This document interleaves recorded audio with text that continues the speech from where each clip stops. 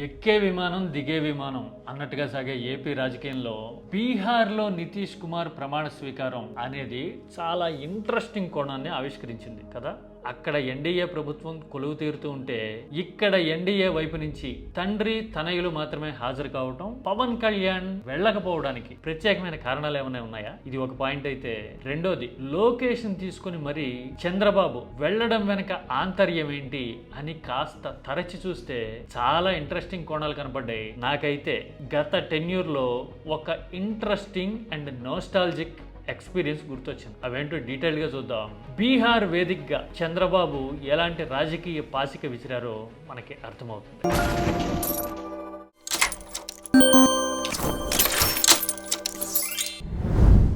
బీహార్లో 10వ విడత నితీష్ కుమార్ ప్రమాణ స్వీకారం చేస్తూ ఉంటే ఏపీ నుంచి ముఖ్యమంత్రి చంద్రబాబుతో పాటు పవన్ కళ్యాణ్ కూడా హాజరవుతారు అనే అంచనాలు ముందు నుంచి ఉన్నాయి. పైగా మీడియా కూడా బీహార్ ఫలితాలు వచ్చి రాగానే అక్కడ చిరాగ్ పాస్వాన్ ని Bihar power star, strike rate చాలా ఎక్కువ వచ్చింది చిరాగ్ కి అని పవన్ కళ్యాణ్ తో కంపేర్ చేస్తూ ప్రొజెక్షన్స్ ఇచ్చింది తెలుగు మీడియా. ఇదిగో ఇలాంటివన్నీ. పైగా మోడీతో పవన్ కళ్యాణ్ కి ప్రత్యేకమైన సాన్నిహిత్యం ఉంది లాంటి ప్రచారాలు కూడా మనం చూస్తూ ఉంటాం కదా. ఇలాంటి టైంలో పవన్ కళ్యాణ్ వెళ్తారు అని అనుకుంటే ఆయన మాత్రం అటెండ్ కాల, వ్యక్తిగత కారణాల వల్లే వెళ్ళలేకపోయారు అనే ఫీలర్స్ వస్తూ ఉన్నాయి. ఇది ఒక ఆస్పెక్ట్. ఇక తనయుడిని వెంట పెట్టుకుని చంద్రబాబు ఈ ఎన్డీఏ సమారోహానికి, సంబరానికి వెళ్ళడం చాలా ఇంట్రెస్టింగ్ గా కనపడుతూ ఉంది. లోకేష్ విషయంలో చంద్రబాబు చాలా ప్రత్యేకమైన జాగ్రత్తలు, శ్రద్ధ తీసుకుంటూ ఉన్నారు.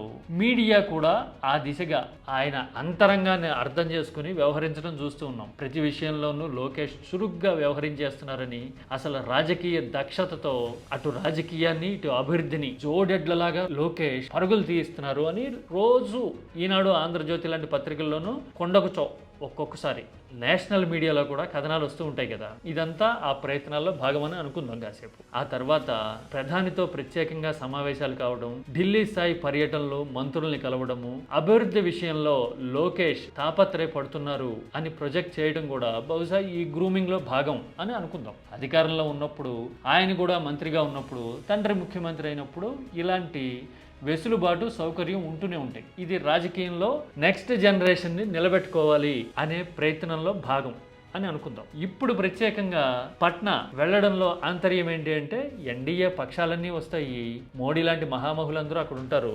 వీళ్ళందరితోనూ లోకేష్ కూడా మింగిల్ అయితే గనక గేమ్ లెవలప్ అవుతుంది అనే వ్యూహం చంద్రబాబుది. అంతే కదా, అందరి దృష్టిలో పడ్డము. శివాజీ సినిమాలో చెప్పినట్టు ఎందుకు వచ్చారు? పరిచయం పెంచుకోవడానికి వచ్చాం. పరిచయాలు పెంచుకోవడం లాంటివన్నీ ఈ వేదికగా జరుగుతాయి అనే ఉద్దేశంతో చంద్రబాబు ఇలాంటి ప్రయత్నాలు చాలా వ్యూహాత్మకంగా కంటిన్యూ చేస్తున్నారు అని అనుకోవచ్చు. అయితే ఈ టైంలో నాకు ఒక ఇంట్రెస్టింగ్ అండ్ నోస్టాలజిక్ ఎక్స్పీరియన్స్ గుర్తొచ్చింది. చంద్రబాబు గత టెన్యూర్లో కమ్యూనికేషన్ల వ్యవహారంలో కీలక పాత్ర పోషించి మేధావిగా ముద్రపడ్డ ఒక ఆయన ఒక సందర్భంలో నాతో షేర్ చేసిన ఎక్స్పీరియన్స్ ఇది. ఇంటర్నల్ కాన్వర్సేషన్లో రాజకీయ వారసత్వాన్ని నిలబెట్టుకోవాలంటే రాజకీయ బలంతో పాటు రాజకీయ అనుభవాలు, వారసత్వం ఉన్న పార్టీల వ్యవహార సరళి కూడా తెలిస్తే బాగుంటుంది.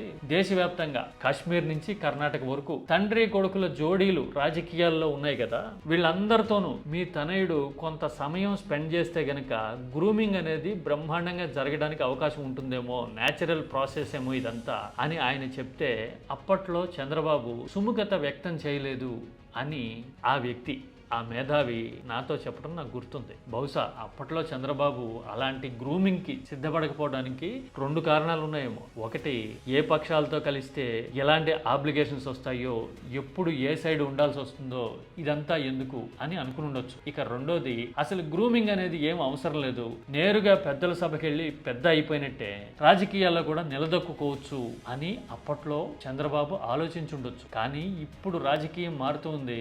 ప్రాంతీయ పార్టీల పవర్ గేమ్ అనేది చాలా క్రిటికల్ అయిపోయింది.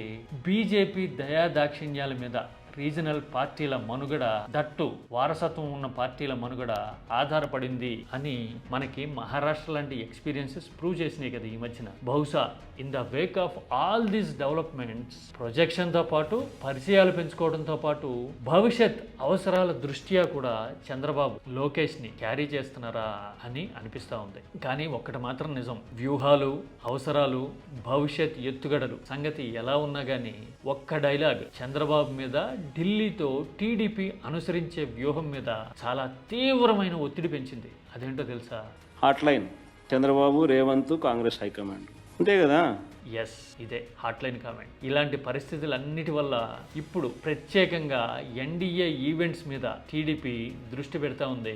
మరి ఎందుకనో పవన్ కళ్యాణ్ ఇలాంటి వేడొక్కి దూరంగా ఉండటం అనేది కొంత పెక్యులర్ గా కనబడుతోంది. అసలు ఇన్సైడ్ విషయం ఏమై ఉంటుంది అనేది బహుశా త్వరలో తెలియచ్చేమో. మీరైతే ఏమంటారు?